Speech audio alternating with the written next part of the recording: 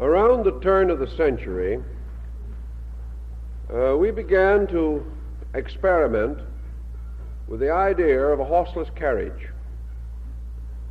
During its early years, the automobile had a rather difficult time.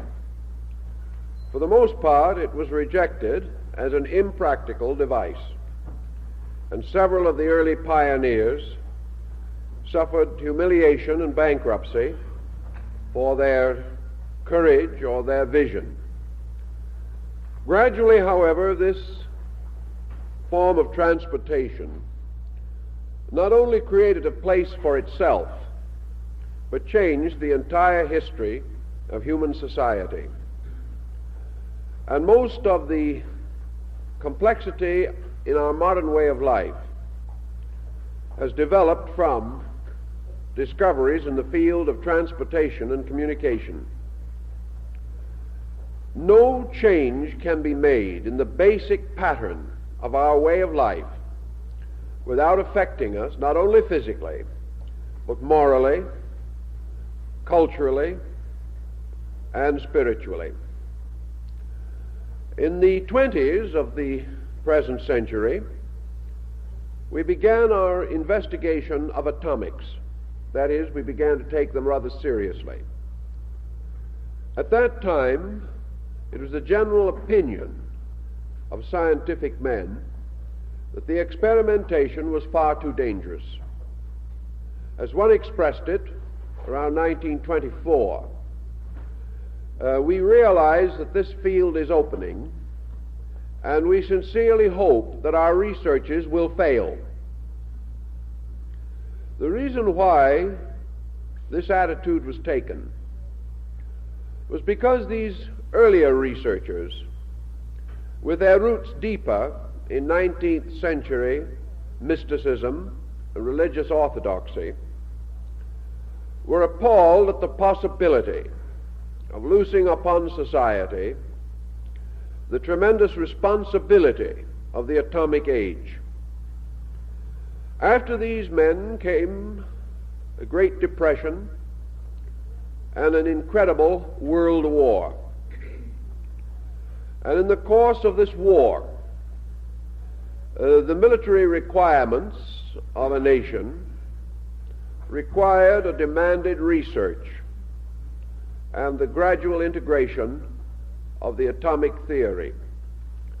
So out of the military aspect came the pressure which induced science to go forward into this field of exploration. Today we are faced with the consequences, and to assume for a moment that these changes will be limited to any field is to be very short-sighted. Discoveries such as we are making today will move humanity into an entirely new pattern of existence. We are therefore privileged, even though this privilege bears a great many burdens with it, to live in one of those tremendous eras in which the entire policy of human life is in a process of rapid change. There is no use today to contemplate the possibility of forgetting or ignoring or of dropping back into old ways. These ways are gone, and we must face a future in which these scientific discoveries become an integral part of the way of life of the private citizen. Realizing this inevitable, we must brace ourselves for the impact of an almost constant sequence of new ideas and new applications of existing ideas. Things which we believed impossible 50 years ago, we must reevaluate. Things that seemed to be beyond the horizon now loom large. And much of the burden that we sort of hoped would fall upon unborn futurity has landed in our own lap. In this time also, we are in a heavy state of internal demoralization. In these days, our securities, these securities being in the form of our traditional patterns, are being rapidly violated, destroyed. And the average person finds it difficult to retain a proper balanced attitude. He finds it hard to keep pace with the time without developing excessive nervous tensions. The only answer for the private citizen under these conditions is to relax to the future. Learn to accept the unbelievable as the inevitable. Learn to face these changes without unnecessary anxiety, recognizing that the great history of our world is that these changes gradually work together, form patterns, and become the conventional foundations for still future change. We may worry, we may be anxious, and we have cause.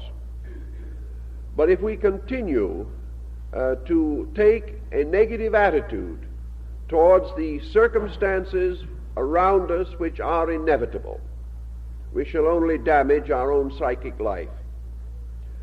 If this be the case, and it is the case, we must also view with some thoughtfulness the newest phase of our great program of scientific progress in space, and that is man reaching out from the planet on which he lives to other members of the great universal family, of which his small planet is an insignificant part.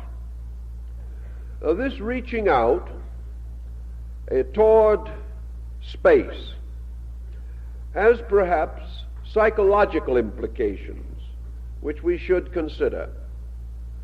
From very early time, the human being has inwardly visualized a relationship with the universe, which up to now he has never been able to make rational or possible.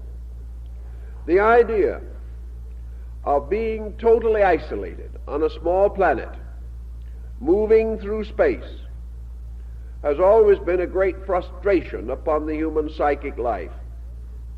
The individual, from a point of isolation, is always reaching out toward communion, toward contact, toward understanding, and toward those around him as means of his own escape.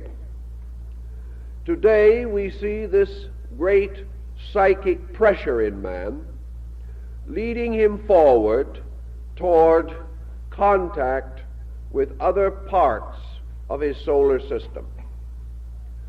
Actually, these pressures are producing at this time only a physical adventure. They are causing man to hope or desire or feel that it is necessary for him to begin the active exploration of space. This exploration symbolism, however, deals with his own internal. And as we go back for at least 4,000 or 5,000 years, we observe that certain symbolism has arisen within man relating to this future exploration. The question we must all ask, of course, is this symbolism valid? And as we explore further, we realize that man has a powerful intuitive faculty, a faculty which is capable of rationalization without the advantages of so-called modern instrumentation. If, therefore, we remember that nearly 2,500 years ago, Socrates, by intuitive procedure within himself, came to a very accurate description of the earth as a planet at a time when such description seemed utterly fantastic. We know that man can dream true or intuit correctly within himself, although it may be hundreds or thousands of years before his intuition will become factually demonstrable. Socrates described the earth as a ball floating in space, the surface of it divided into seas and continents. Now, this is a long time ago, and 2,000 years after Socrates, Columbus had great difficulty in trying to convince anyone of the spherical form of our planet. Yet Socrates, by means of some faculty, some instrument of his own internal nature, was able to sense these facts.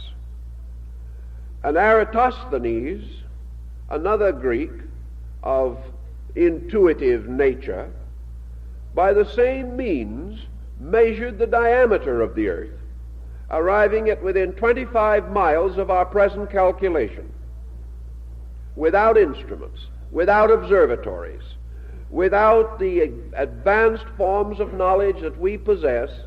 These individuals sensed the fact.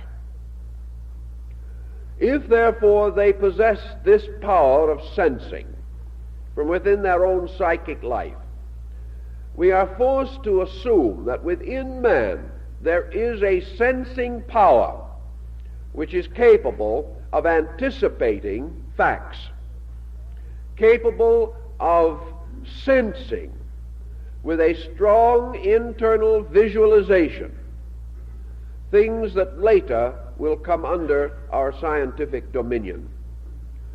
This power to sense has created a tradition, and this tradition in turn has undoubtedly directed scientific effort.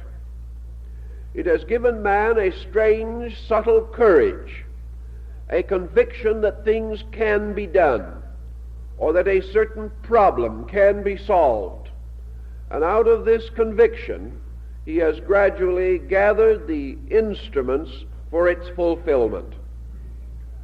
Thus, at this time, with our minds on moon travel, it might be interesting to go back and see what the intuitive consciousness of man has thought about this, or has discovered within itself about this kind of an adventure. Also, to consider, if possible, phases of this situation which may be long in maturing on a scientific level. Because the intuitive life of man has never been materialistic. The intuitive life has dared to visualize invisible values. It has surrounded tangible things with auras of overtones, and its speculations have gone far beyond any modern equipment by which these speculations could be immediately demonstrated. Yet how do we know that in time these very speculations will not again press man on to instruments of proof and discovery? One point that might be worth weighing for the moment is the probable degree of accuracy of this intuiting power in man. We can say, yes, a few extraordinary examples have been remembered because they were correct. Were these accidental? Have we buried innumerable intuitive convictions that failed, or that were not demonstrated by fact, or did not survive the growth of human experience?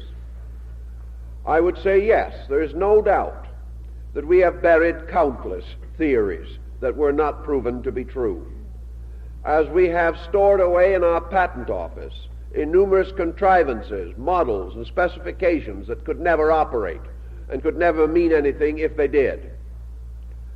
Therefore, our intuiting power is not always infallible. It would seem, consequently, that its integrity depends upon levels. Persons of certain level have the power to dream true. Others without the same internal integration are not so successful.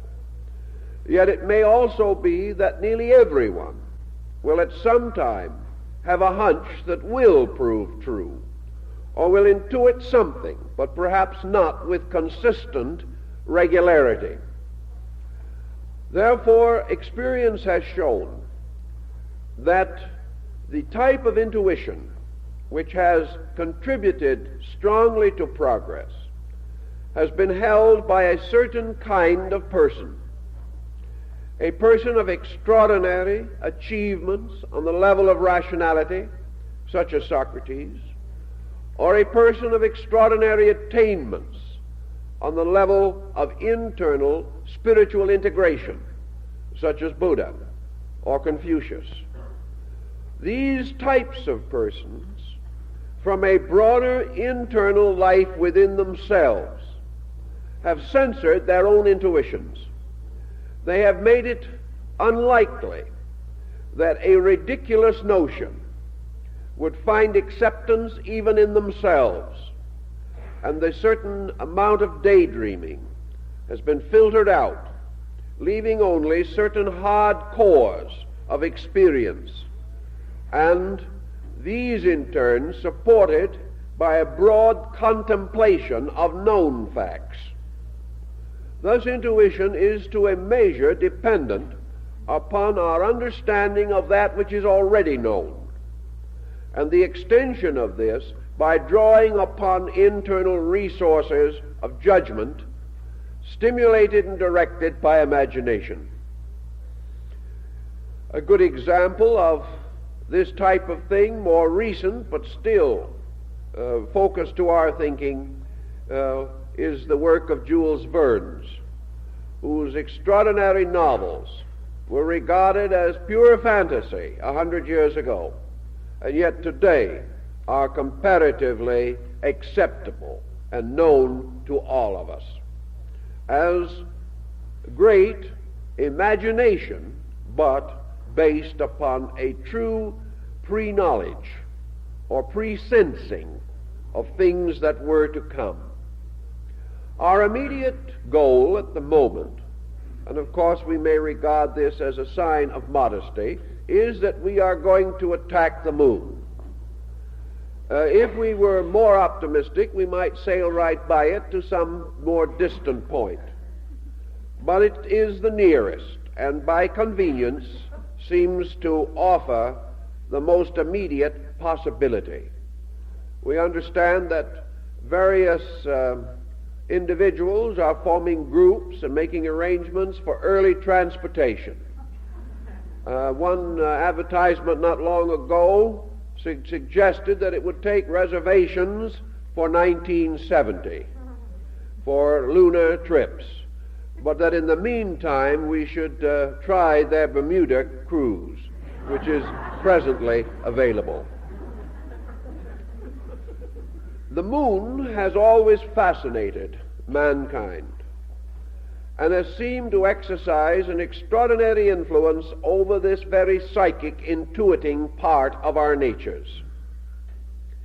We have associated it with imagination. We have recognized from very ancient periods that the presence of the moon and its relation to the earth, these have affected the earth strongly, and that certain phenomena with which we are constantly familiar and which have become part of our daily living, these phenomena are due to the influence of the moon. Ancient man recognized its effect upon the tides. He realized also that it moved or affected growth upon the earth, and the farmer has long regarded the influence of the moon in the planting and cultivating of his land. The moon also has shown a strong affinity to the human cycle of generation. It has emphasized sterility and fertility. It has created cycles within man, cycles of attitudes.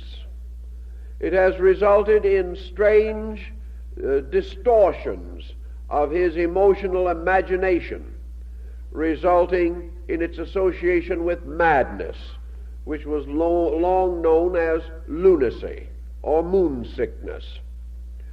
Old cultures and traditions and folklore have therefore many interesting reports or ideas about the moon.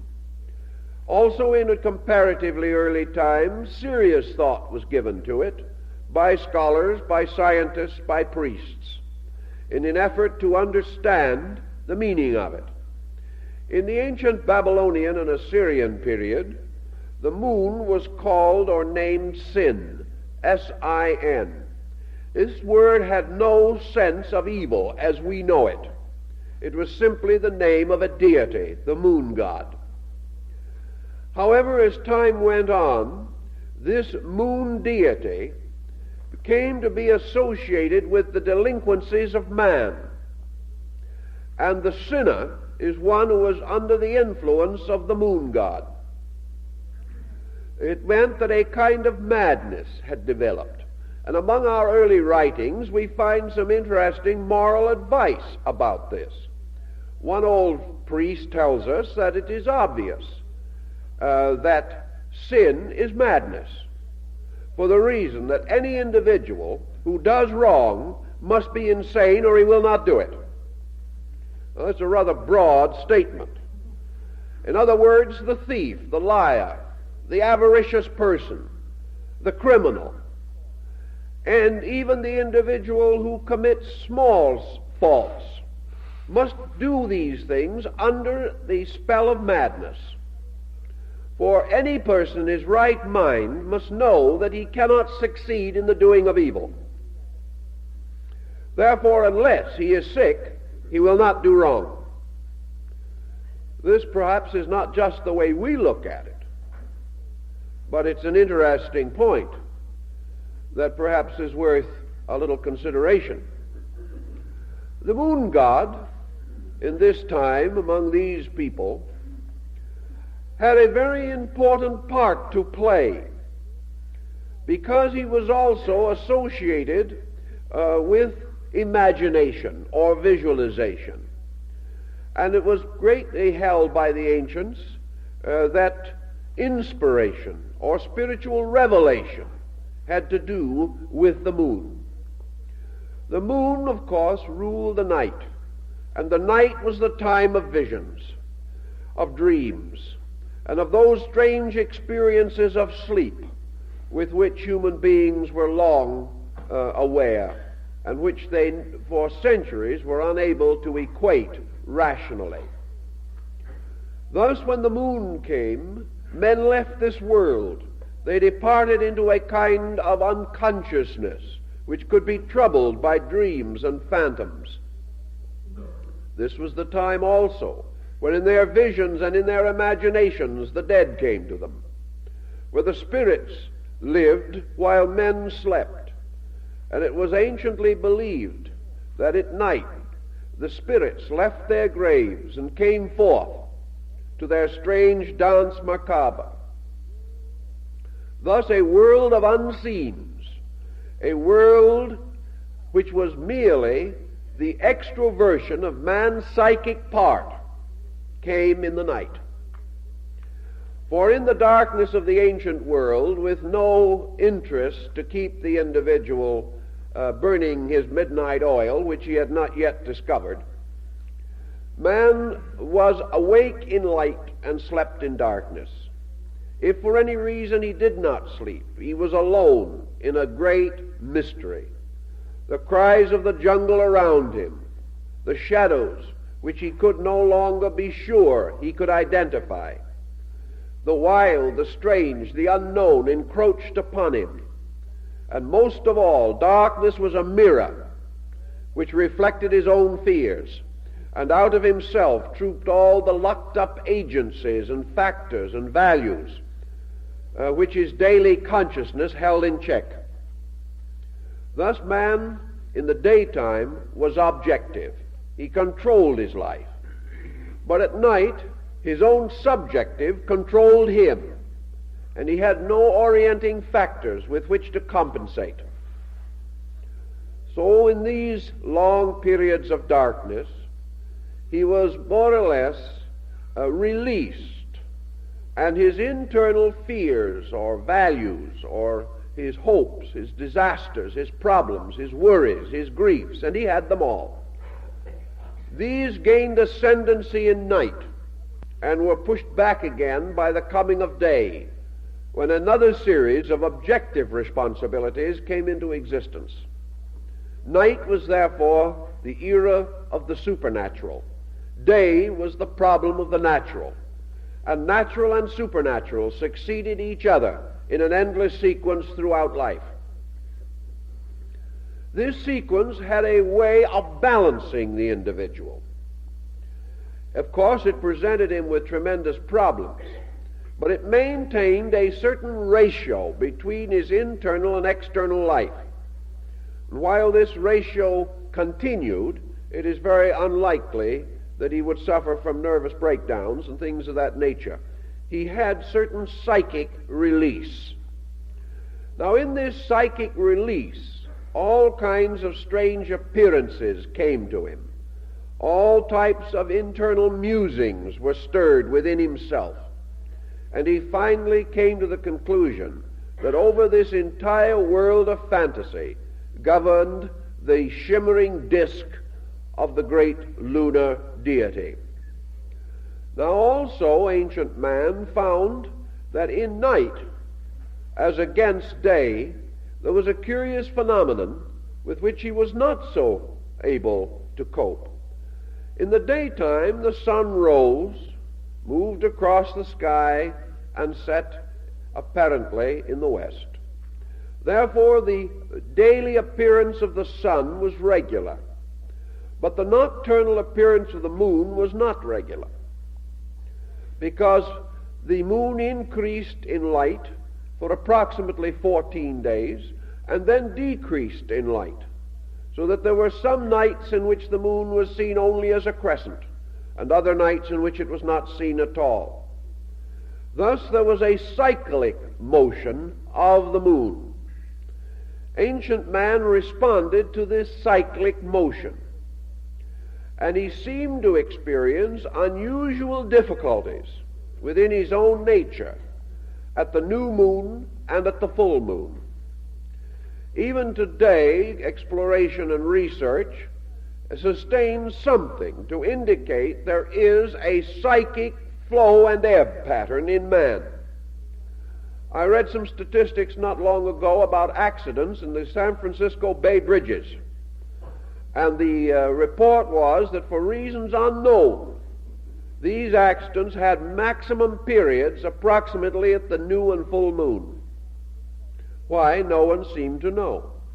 Mental institutions have similar records, that the new moon particularly is most exciting and irritating to patients. Also, certain types of heart trouble definitely have a lunar cycle. And there are numerous such cycles obvious in human life. Ancient man believed, therefore, that his psychic life cycle, moving upon the lunar cycle, had certain critical periods. And these critical periods were especially intensified by eclipses of the moon. And it is recorded, for example, that Lord Bacon always fainted when there was an eclipse of the moon, whether he knew about the eclipse or not. The effect of the moon, therefore, gathered a great deal of lore and was held with unusual respect by ancient mystics and priests.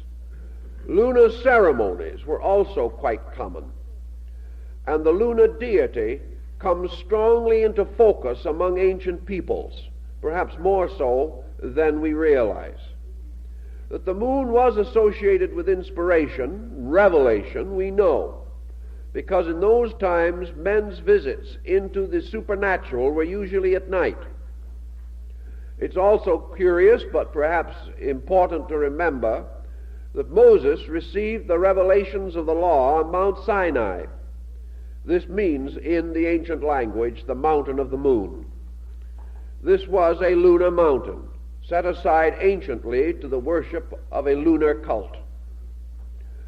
The lunar cult and the solar cult very often had completely separate spiritual institutions in antiquity. And the lunar cult had nearly always to do with the more subtle, mystical problems of life. The solar cult had to do with objective strength, the lunar with subjective power and force.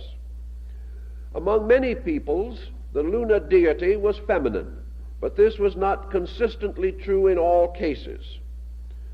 It was feminine because it was observed that the feminine nature responds more accurately and immediately to lunar cycles, whereas man seems to react positively to solar cycles.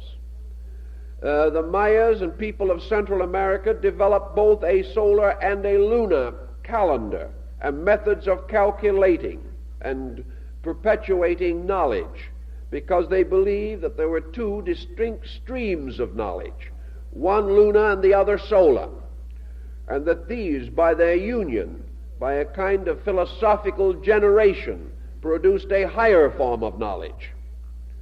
Albertus Magnus and Aquinas, the two great medieval theologians of the church, believed that the moon controlled the humors or liquids and gases in the human body, and that there were tides in the brain which agreed with the tides of the earth, and that the liquids in the brain particularly were drawn by the lunar cycle, resulting in the fact that certain types of mental energy were available at one time and other types at another time. All of this speculation goes further and further back until we get to those old Brahmins of India who were among the first great daydreamers of space. India has long held for thousands of years the possibility of communication between planets. Long before we assumed that other planets existed, they had already charted this probability.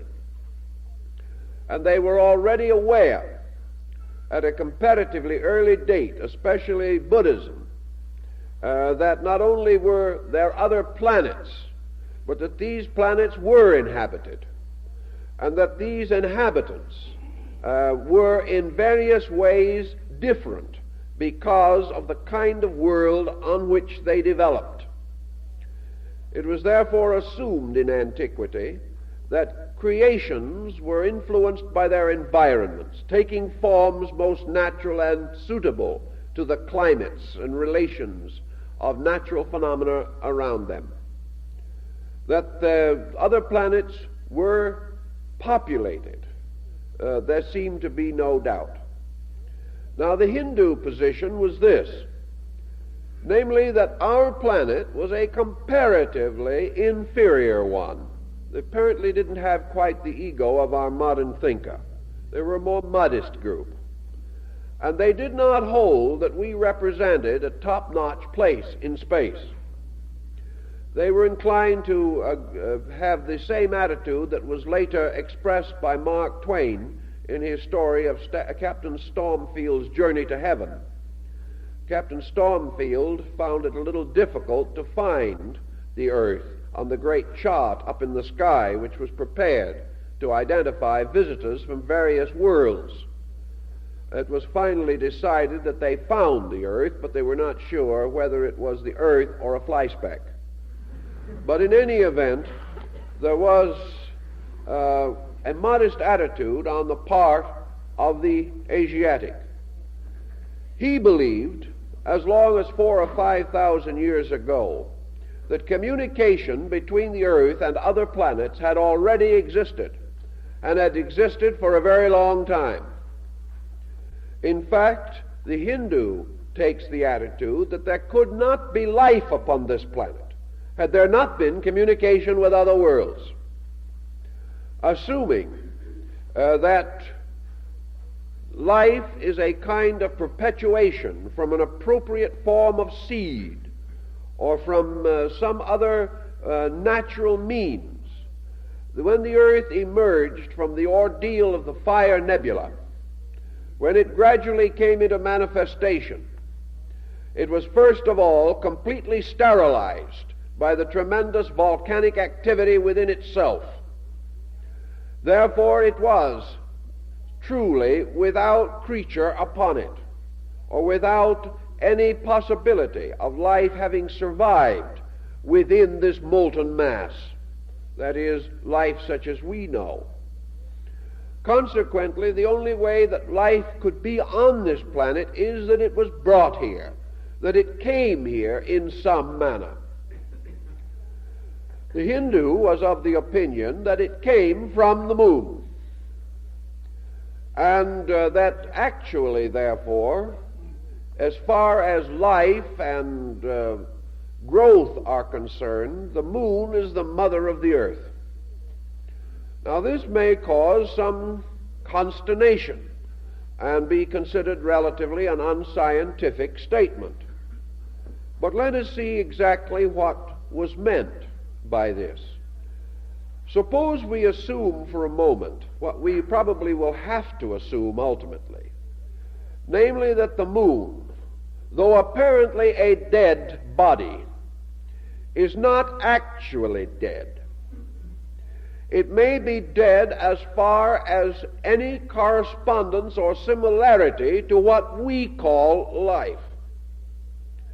Even, however, if we wish to assume it to be what we have not yet proved it to be, and that is a so-called dead world, we know that it reflects the light of the sun, and in turn that this reflected light strikes the earth. Now, this reflected light striking the earth from the moon produces a different reaction from the direct light of the sun upon the earth. As a result of that, there are certain magnetic changes in the energies by means of which the night of the world is lighted. Consequently, the mirror of the moon, if we want to call it that, has some power to transform energy, to change it, and to reflect this energy in a different manner from the direct light of the sun, although the direct light is identical in its substance with that which is reflected toward the earth from the moon. Thus, if we may say, as in a case of a spectrum, that we find a light broken up, so something happens to solar light energy when it is bounced to us from the surface of the moon. That such a change occurs, I do not believe can be questioned. The reason for this change may be of greater difficulty. One thing that has been advanced is that quality is affected by angle of refraction or of reflection. Thus, the fact that the light of the sun strikes the moon and then at an angle strikes the earth may be said to be one reason why its vibratory rate is modified. We also, however, may assume that there is something about the surface of the moon by means of which the light rays pick up a new light factor. For example, the Japanese, in some of their Shinto rituals, make use of metal mirrors. And if you trace upon a surface of metal mirror or any other kind a design of some kind, such as in the Japanese case an inscription or a symbol, then you reflect light from the surface of this mirror onto a wall or other object. The symbol is also reflected. Thus we have the pattern that a shape or design interfering with the evenness of the mirror's reflection causes a change in the image that is reflected. This may be perfectly understandable physically, but we are not sure that our problem ends physically.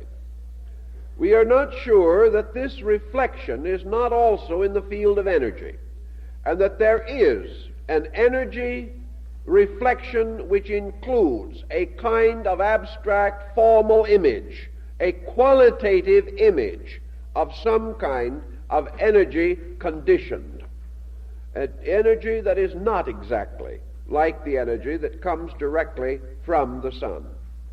And also because this reflection is not consistent, but increases and decreases cyclically, we are told by the ancients at least that this cyclic motion has a tremendous part to play in the internal life of things, and that this internal life depends upon the light of the moon as our external life depends upon the light of the sun. All of this is, we will say, in the sphere of speculation, but again, it belongs to a long range of highly intuitive reflections or thoughts. Also in the Indian philosophy, we have the possibility that they have expressed for a long time that life can move or can be conveyed by rays of energy. In other words, wherever a ray of light strikes, that ray of light is itself a conveyor of things. To the East Indian, a ray of light is a conveyor of intelligence. It is a conveyor of deity. It may also form a bridge upon which beings of some kind can move. Thus, as the Bifrost Bridge of Nordic Scandinavia, the Bridge of Rainbow, supported all the gods but great Thor, who shook it to its foundation, so in the ancient Indian philosophy it was believed that light forms a medium of transportation and communication, that it is perfectly possible for intelligent entities to move upon light, that it is perfectly possible for beings to move from planet to planet upon light rays, and that it is also possible for the intelligent beings upon the sun to control and direct any planet by means of light. This is something which is still in the range of science fiction as far as we are concerned, but we have not proved that it is untrue, nor have we been able to demonstrate that we cannot sometime ourselves travel upon light. It is quite conceivable that the gradual development of space travel will reveal to us that ultimately wherever a light ray goes, we can go, and that this forms the final and most abstract type of motivation power, and that anything that we need in forms of propulsion or transportation is to be sustained by light alone. Therefore, that wherever a light ray follows, it is quite conceivable that a wave of life may move in the light. For this light is a kind of energy field which is in itself invisible and is only visible to us when it comes into certain atmospheric relationships. But actually, light is life. It is energy.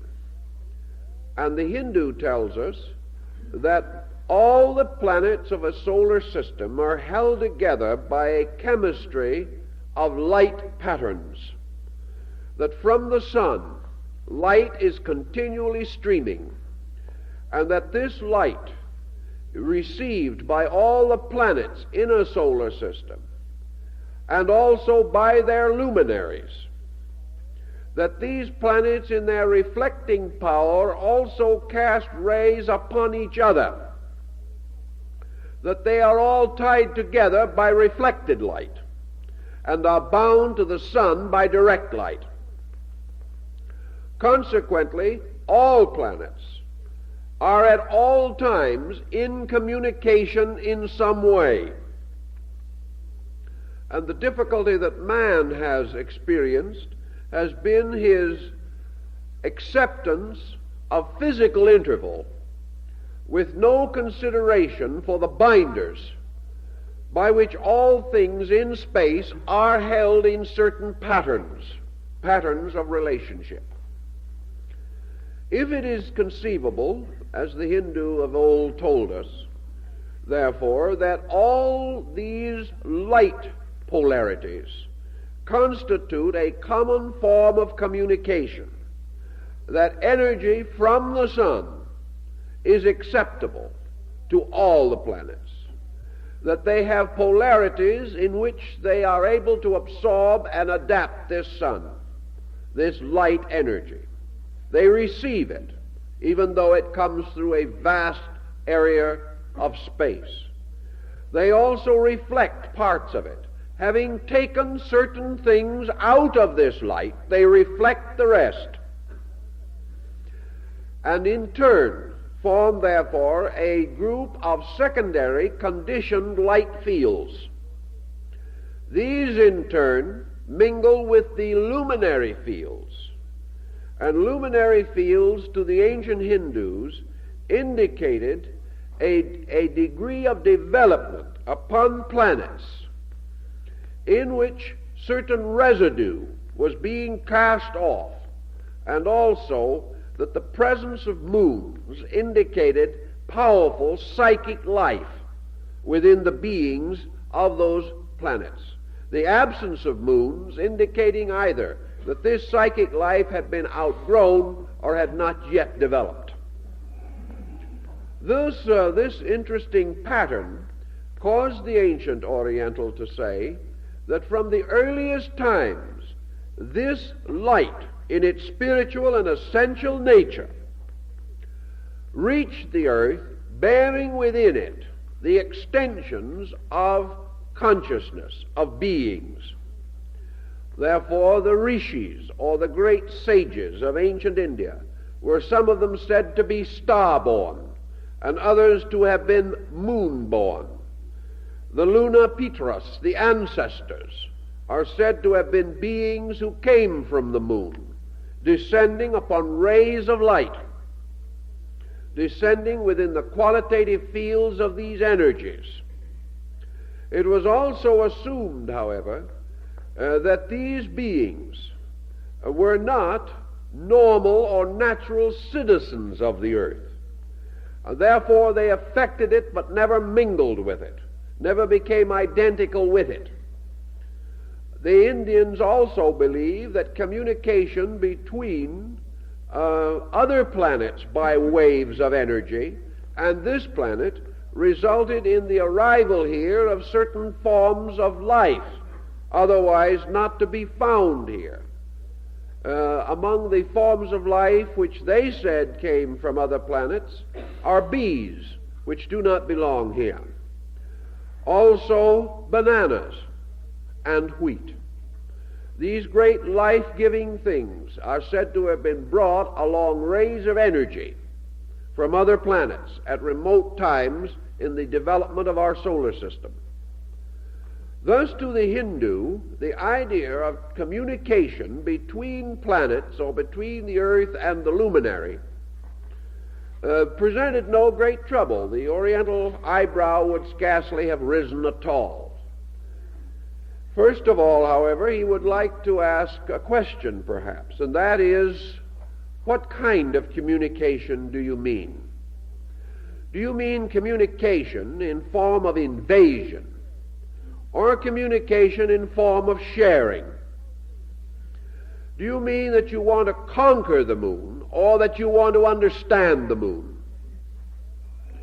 To conquer another planet means only to reach it, and if it be inhabited, to reach it with a superior power, physically. To understand it means a growth within yourself. And the Hindu held that the rays of all the forms of life in nature converge in the consciousness of man, and that therefore man can solve the riddle of any problem merely by the acceptance of the energy of that problem and the gradual interpretation of that energy correctly through functions of consciousness. To the Oriental, therefore, the moon can be understood by the actual sharing of its field of energy and interpreting this energy intelligently. The Hindu would not feel that it would be impossible for consciousness to project itself on light and reach the moon. And I talked some time ago to a scholar who had done a great deal of work with Indian philosophy.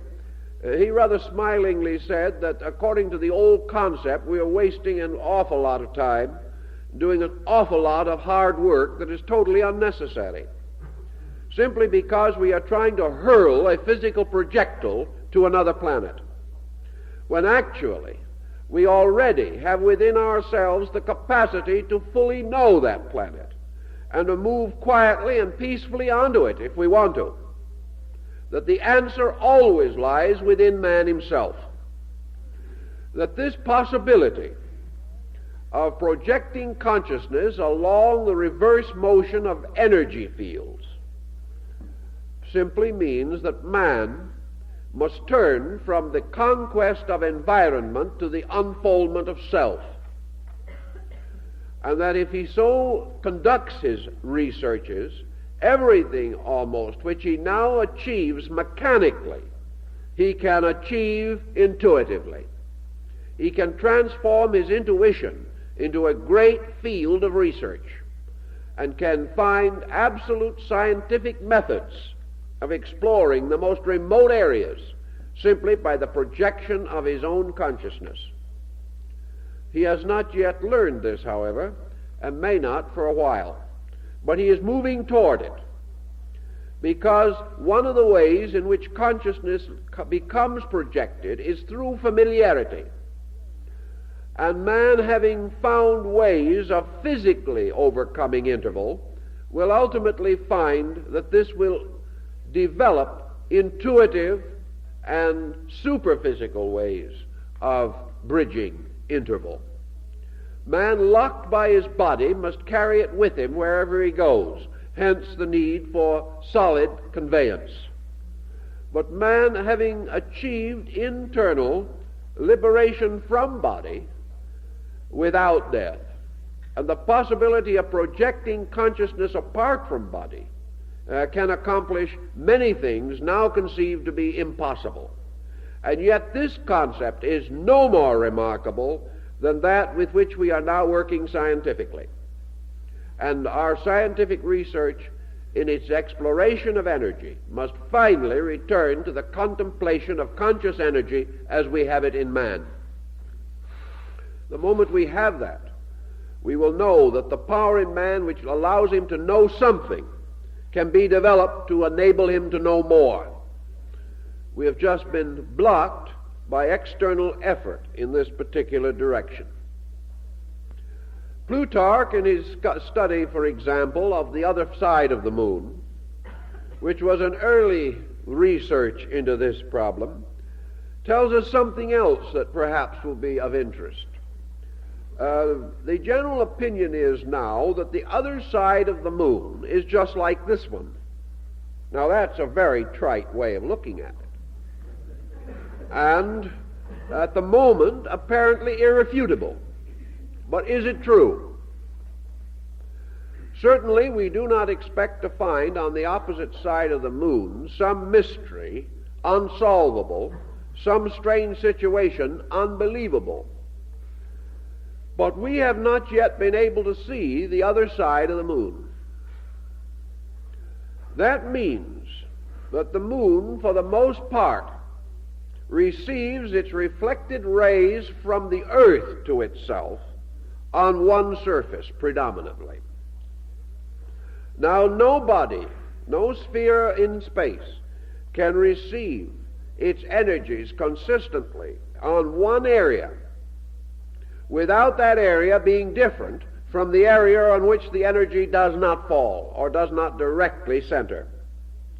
Therefore, we may assume that the moon is strongly polarized, and that one face of the moon, so-called, is under bombardment from the earth much more than the other, and consequently, in its chemical, magnetic, and electrical fields there will be differences, quite different from those of the earth, which receives a much more generalized power from energy fields.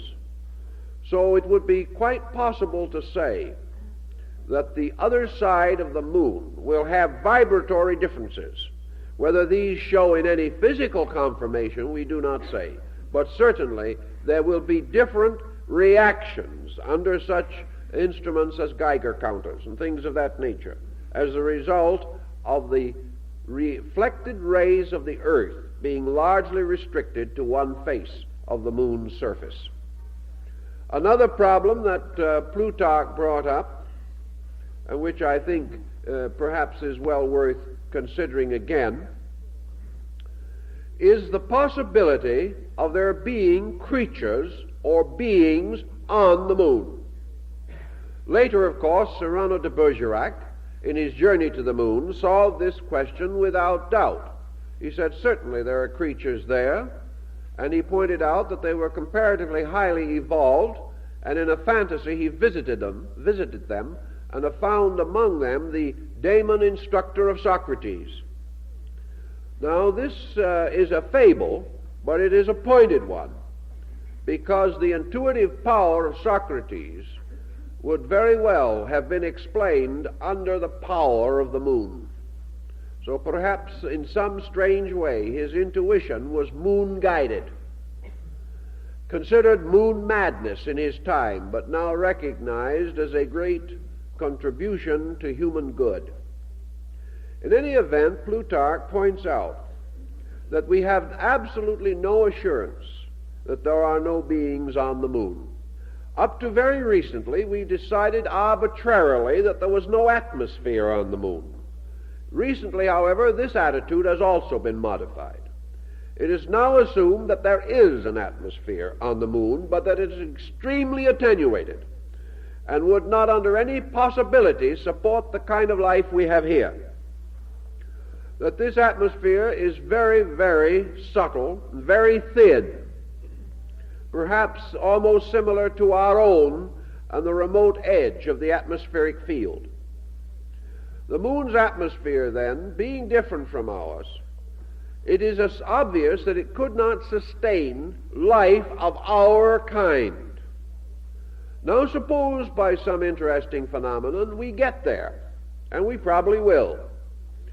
The question is, we will explore, and perhaps we will find no sign of life.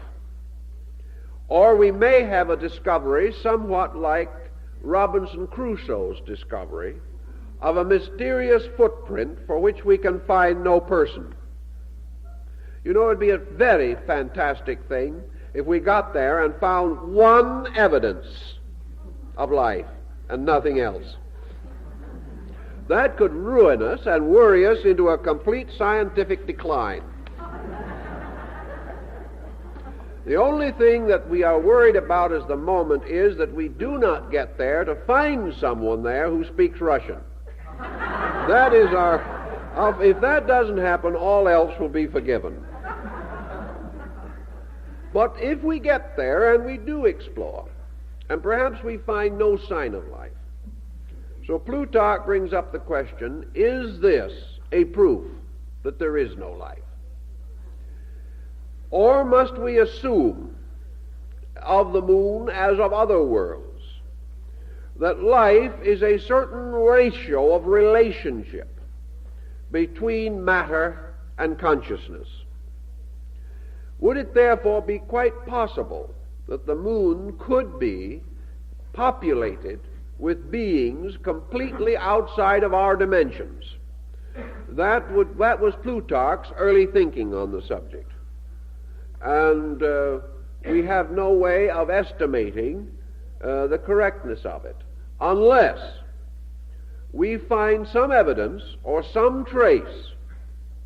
Now, supposing we did find some symbol of some ancient possibility of inhabitants on the moon, and no sign that inhabitants continued, what would we then be faced with?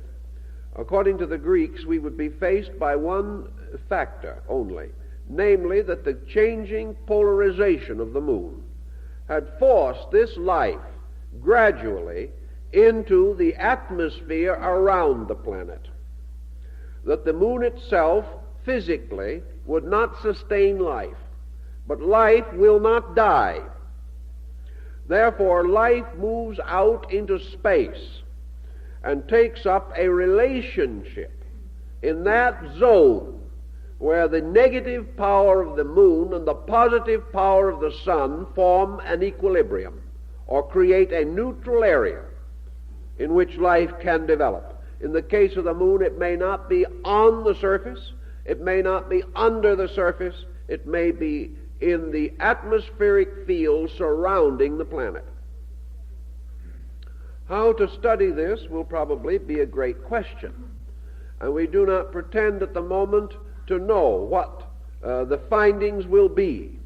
But one thing that we cannot be sure is that any body in space, so-called living or dead, is without inhabitants, without creatures of some kind subsisting in it or on it, or in its atmosphere.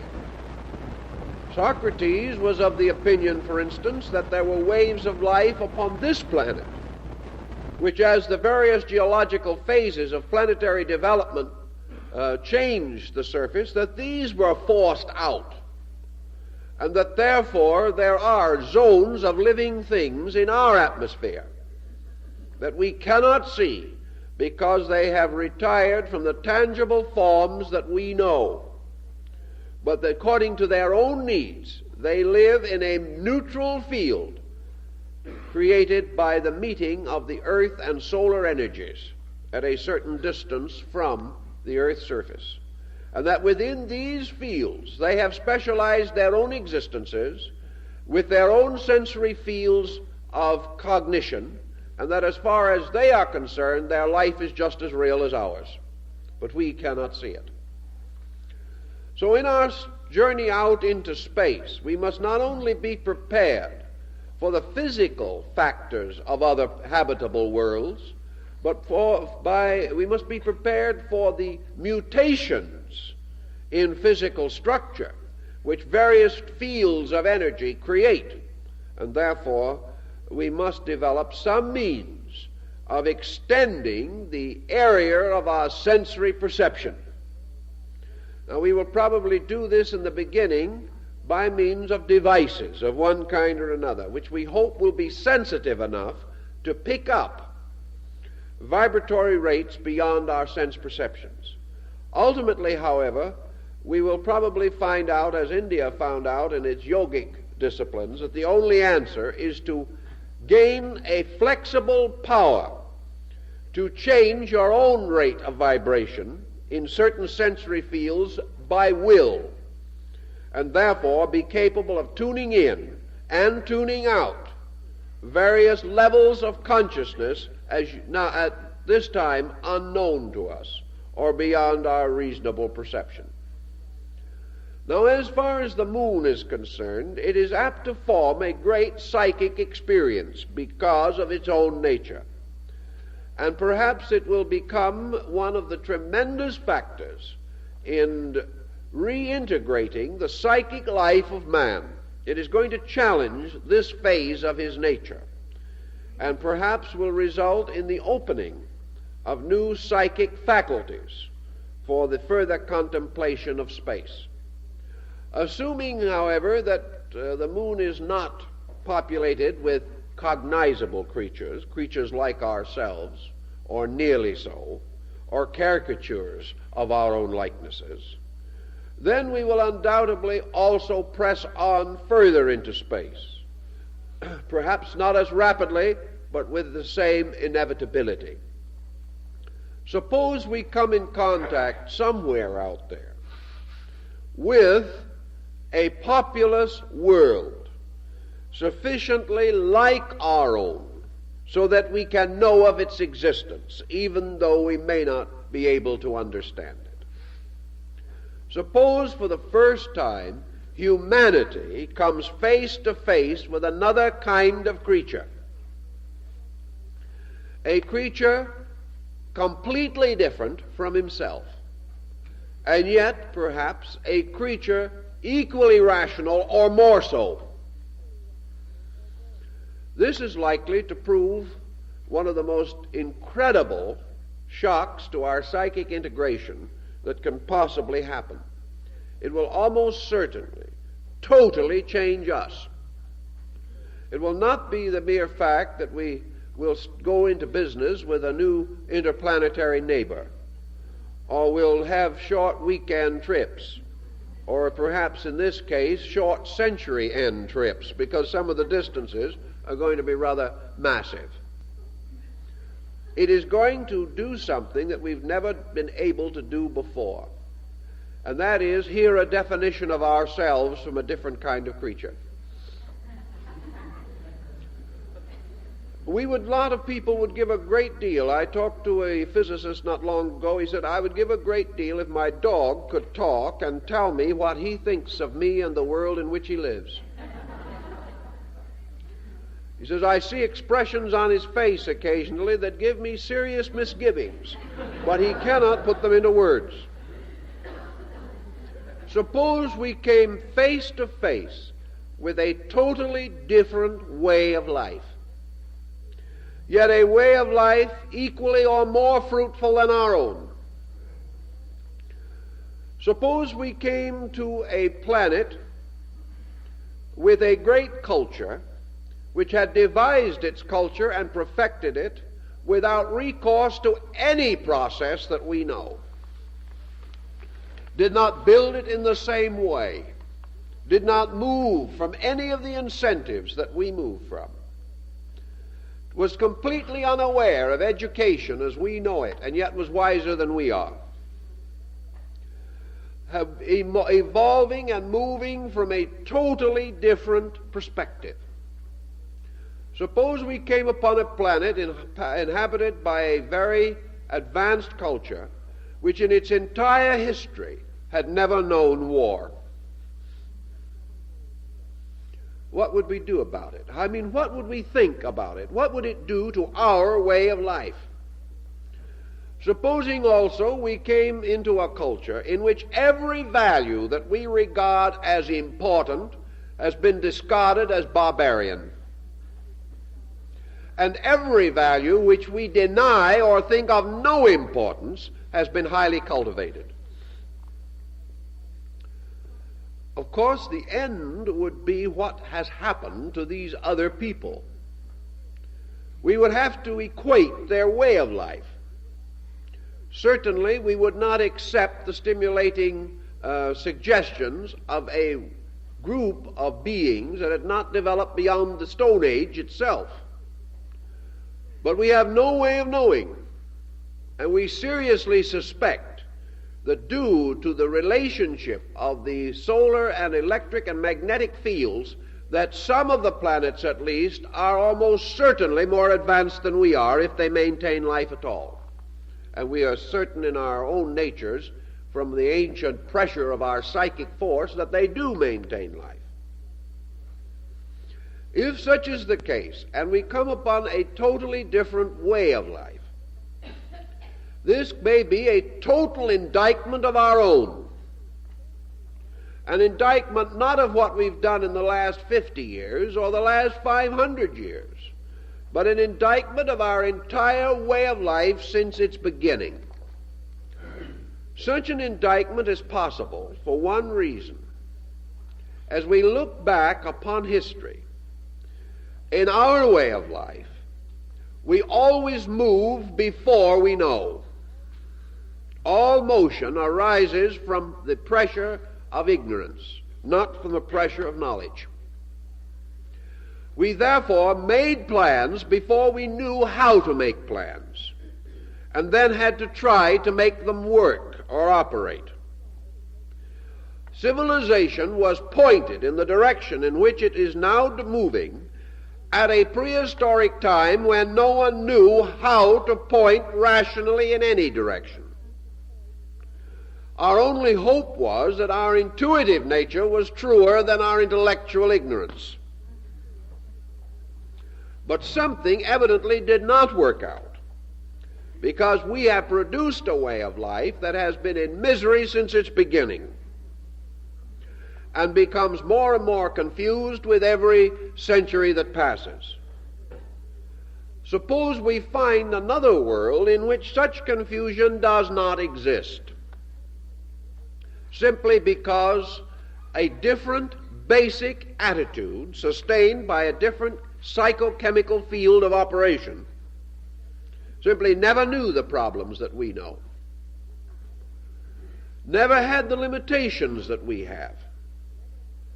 And we suddenly discover that we are living in a kind of polyglot universe, a universe composed of a family of worlds, each with its own orders of life, and that these orders of life, in their varying degrees of development, present the new international, interplanetary world problem. That instead of dealing with 4 or 5 major racial groups on this planet and trying to form some kind of a pattern of integration by which they can survive, we suddenly find ourselves not any longer satisfied with a League of Nations, but now we need a League of Planets. That instead of United Nations, we need United Planets. And that these planets, each of them, have developed cultures. We do not know, for example, whether any of these other planets are in communication with each other. In all the excitement, we seem to rather overlook this possibility. We do not know whether we are pioneering or whether we are simply the last small remnant of an empire to be drawn together by somebody else. All these problems sit with some concern upon us, because we are opening a door or opening a Pandora's box, and one of these days it will open to the degree that the contents will come out and we can never get it back in again. We must be faced with the continuance of this procedure. Now let us take for a moment one point where we could have a very interesting situation arise. And the old folks of the ancient world have already anticipated thus too. What might this do to religion? Here is a question. What kind of religion has been developed on other planets? What is the attitude, the basic attitude of other worlds to this thing which we call sacredness? Do they believe in God? Do they know far more about it than we do? Do they know less? Are we entering into a vast materialistic world, or are we entering into a sphere in which perhaps we are the last benighted member? In other words, will our theologies fit an interplanetary family life? Are we going to wake up and find that all space sustains our faith, or are we going to wake up and find that this faith is totally within our own environment? If so, are we going to move forward into a greater faith, or are the things we discover going to be inclined to tear down the faith we have? It would be my opinion, and it was certainly that of the Hindus and also of the Egyptians who speculated on these things, that these other worlds we intuitively sense have faith. They have a recognition of something superior to themselves. But if they are greater than we are, they are less superstitious. And of course, this will cause quite an impact. And it is quite a question as to how many missionaries we will start sending to them. And there's always the bare possibility they'll send a few to us. And this could be a most confusing situation. Supposing we'd suddenly discovered that on these other worlds, society had reached a degree of integrity, integration, and unification, built upon some spiritual conviction totally unfamiliar to us, but at the same time, a conviction that has produced irrefutable evidence of its superiority. What are we going to do? Are we going to be able to stretch our faith to meet theirs? Is it going to be a head-on impact? In other words, is interplanetary travel going to change our attitude toward deity, toward creation, toward universal procedure, cause and effect, all of these great ethical, spiritual foundations of our culture? It would seem almost certain that they will be changed. But it is not certain that they can be destroyed. Because if the basic spiritual instinct in man arises from a universal fact, then that instinct is going to be present in other peoples or other kinds of creatures. But this instinct will undoubtedly develop in a different manner because of different problems. A people that has never known war may never know hate, and therefore may not have the problems that we have. What are the problems of people different from ourselves? Are there worlds of problems we know nothing about? Or are we going to find that this planetary family, because it is dependent upon one sun for its light and life, is essentially very much alike? The Greeks were of the opinion that psychically all of the beings in a planetary system have certain similarity. Therefore, that actually, internally, we are apt to be more alike than we are externally. And it is very possible that what we shall find is the same kind of individuation which we find in connection with people. No two persons are alike, though operating with a very similar psychic content. Therefore, it is possible that the beings on these planets, physically modified by the various environments upon which they exist, and psychically modified by these environments and by the pressures of the problems which they have faced, may still have a very similar psychic core, and therefore will be capable of psychic exchange with man, whether we know their language or whether they speak a language or not.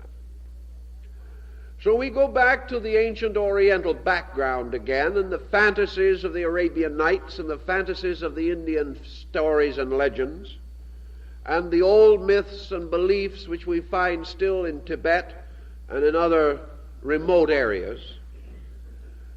And we come to the possibility that there are these beings in space, that perhaps they no longer speak. Perhaps they only communicate by impressing thought. Perhaps they are not limited to place. They may not have houses as we know them, because they live in the greater mansion of their own consciousness. Perhaps they no longer eat food as we know it, perform the natural functions that we perform. Yet they are beings growing up within a great solar family. And therefore they open to us perhaps the thing that we do not have today. In fact, India, I think, believed they would. Namely, they would open to us for the first time a perspective of direction. They would show us, by their relative developments in relation to ourselves, how the solar pattern unfolds, something we have never really been able to integrate. Also, that if they are using faculties which we do not possess, they will give us a clear demonstration of those faculties at a time when perhaps we would otherwise be unbelieving.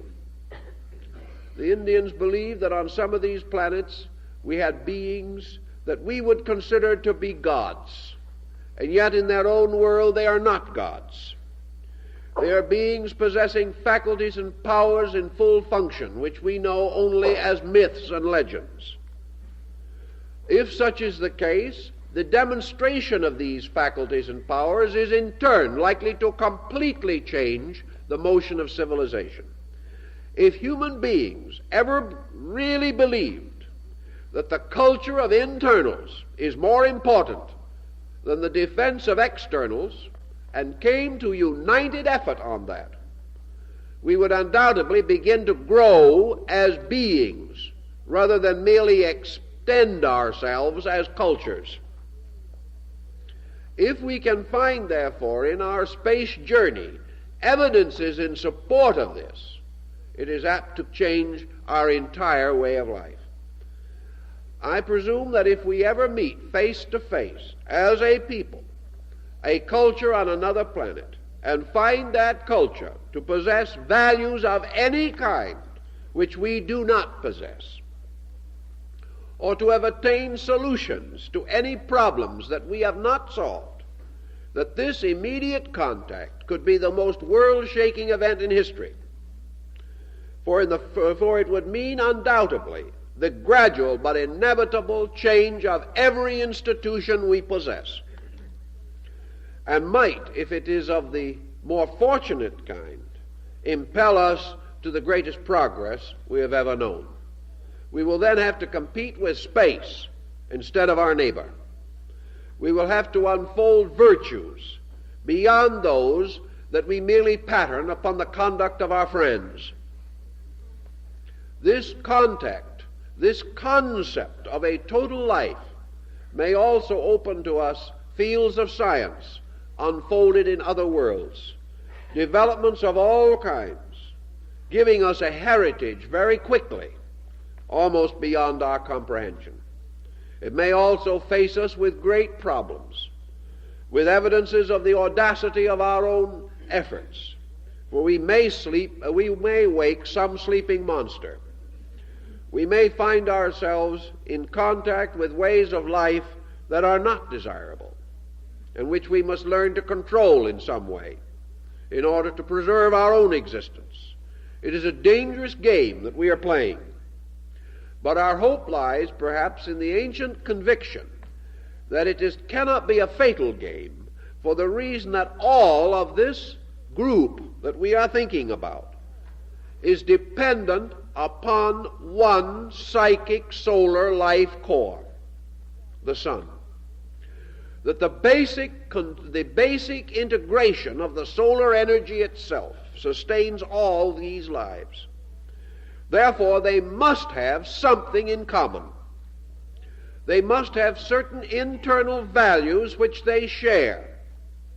And because they have one nutrition, their psychic internal must be to a measure compatible. Thus, this whole procedure may throw the weight of relationships not upon handshaking and treaties, but upon compatibility of psychic internal natures. Our diplomacy will have to be on a level of our soul function. This will be embarrassing to some folks who haven't been specializing in it. But it may again challenge the kind of growth we need. We've all seen what the automobile did at the turn of this century. It made possible great cities. It kept us on the highway, and it has caused more deaths than war. This tremendous conveyance has also become a deadly weapon, but it did completely change our way of life, and yet it was a comparatively minor thing. Motion pictures affected us. Television affected us. The telephone, the radio, all these things have changed the world in which we live. Yet contact with a rational group of beings on another planet will change us more than all of the changes of the last 2,000 years put together. Because for the first time, it will bring us into competitive or cooperative relationship with a group of lives that did not develop under our culture. Therefore, will give us a space relationship we have never previously known or experienced. It may force us to grow forward, and that is the thing it should do, because from being citizens of planets, we must become citizens of a solar system. And the fact that it is moving in that way seems to cause it to support the grand concept of evolution. It is gradually coming to the point where planetary life is too provincial for us. We are reaching out to a larger world, a larger experience. And at this critical time, this experience may save us from the tremendous locking of resources which threatens to destroy us today by tipping us totally into, we'll say, a materialistic economy. If our science, developing its instruments, finds that these instruments discover a new way of life, not according to our scientific theory, but according to a universal plan operating in space, we may then be able to use this plan to correct our own science and save our hides, which are in a little bit of danger at the moment. So we look with interest upon this. We realize that the ancients contemplated it rather carefully, and that their final opinion was that these planets are inhabited, that some of these beings are greater than and others less than ourselves, and that those that are greater than we are have already been here and have come quietly and departed quietly upon the waves of energy and upon the various means which they possess. That they have been in communication with us, and it is through them that the great philosophies and doctrines of the world have, to a measure, been integrated. It is through them that our knowledge of matters beyond our knowing has descended to us as a heritage. That these communications have been through the psychic field of man, that they have gone on since time immemorial, and that therefore essentially the revelations of principles which we have are not incompatible with the principles of a solar philosophical religion. Consequently, our great shocks will be on the outside. But if we try to meet these things with understanding, we will find that this exploration of the solar system will not be more dangerous than might reasonably be expected. But that if we find certain decadent worlds, worlds like our own, perhaps with different equipment, which have, however, become strong in decadence and materialism, then we might be faced with a terrible conflict, a conflict of one power or skill against another.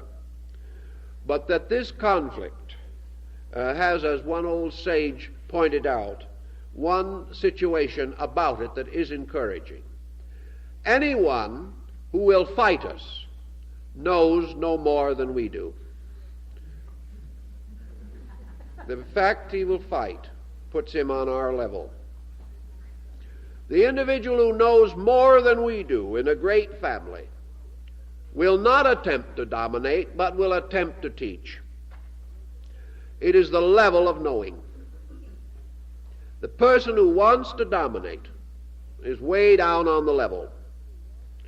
And if we contact those who wish to destroy, we may well be able to hold our own. If, however, we contact that which is superior to ourselves, we will contact it without hazard, because anything that knows more than we do will know too much to kill. So out in space, we may have friends and enemies. Our friends should be wiser than we are, and our enemies as stupid as we are. So on that basis, we have hope of survival. We are coming into this great era of change. Our thinking is already affected by it. Ultimately, our philosophy, our religion, our education, everything will be affected by it. But all these changes bring with them maturity, bring with them greater understanding. And out of greater understanding comes growth. And growth is worth all the tension, stress, and pain we must spend getting it. For at the end of growth, and at the end of growth alone, is the peace we seek. That's the end of the morning, too, by the way.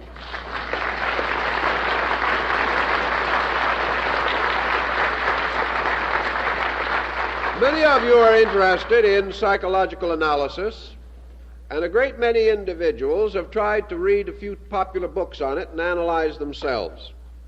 Now, some of this self-analysis has been helpful, but a great deal of it has been bad. So if you're interested in yourself and want to know a little more about yourself, there are certain facts that you should have before you try to analyze yourself, because you will approach analysis as a prejudiced person, prejudiced either in your own favor or against someone else. And this will endanger the integrity of a self-analysis. There are many other things that will also endanger it. So we want to analyze a little bit next week the constructive and destructive aspects of self-analysis. We hope you will find it interesting. The new issue of our quarterly journal, Horizon, is on the table this morning, and we hope that you will find it interesting. It contains a number of articles which we believe you will like. I'd like to also mention this morning our counseling service of the Society on Psychological Problems, and you will find note of it on our program, and you can secure a pamphlet setting it forth. Also, consider our book table in general. We have a number of publications which we think you will find interesting, and our book Self-Unfoldment might give you an idea of how Buddhism and Hinduism approach the problem of creating within the individual the kind of enlightened and positive receptivity to idea which might go a long way to take the hazards out of daily living. We think you will find it helpful and useful, and we thank you for being with us this morning.